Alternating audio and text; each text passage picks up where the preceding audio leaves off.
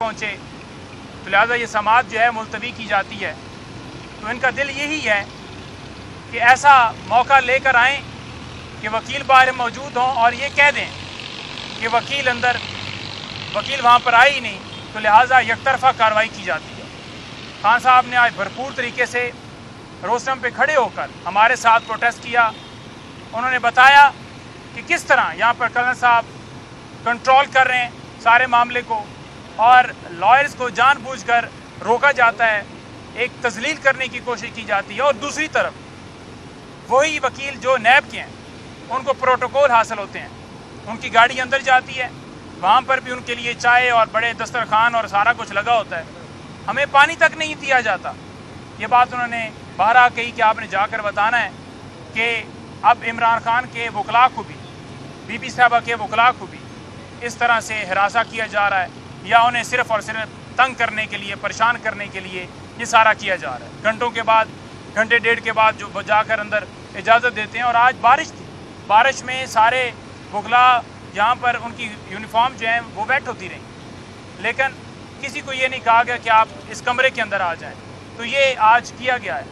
और जो खान साहब ने मीडिया से बात की और मुख्तलिफ बातें की, उन्होंने कुछ पॉइंट्स मुझे नोट करवाए हैं, वो पॉइंट्स मैं आपके सामने रखना चाहता हूँ।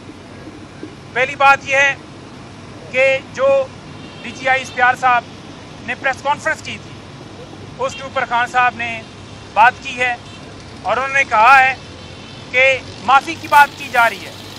तो उन्होंने कहा कि माफ़ी जो है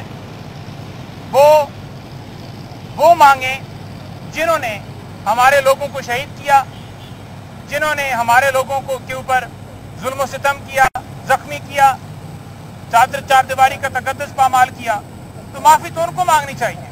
और उन्होंने ये भी कहा कि मैं माफ़ी जो है एक सूरत में मांगूंगा, वो सूरत में कि CCTV फुटेजेस जो हैं वो सामने लाई जाएं।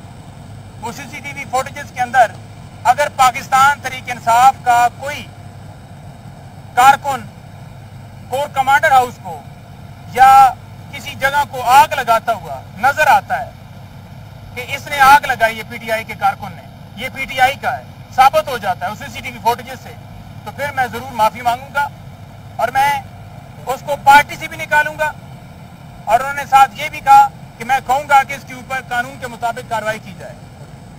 उन्होंने कहा कि CCTV फुटेजेस जो हैं वो हाई कोर्ट से, वहां से भी चुराई गई और जिन्होंने एक साबिक वजीर आजम को हाई कोर्ट से अगवा किया, जिसके ऊपर सुप्रीम कोर्ट ने यह कह दिया कि ये जो अगवा था, ये गिरफ्तारी नहीं थी, अगवा था, ये गैर कानूनी था।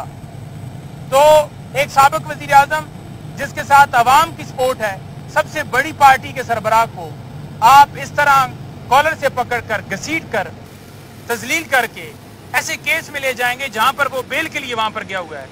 और वो वजीर आजम, साबिक वजीर आजम जिसके घर में 14 मार्च को जुडिशल कम्प्लेक्स हमला होता है, फिर 18 मार्च हमला होता है और घर जो है जमान पार्क में 14 मार्च को हमला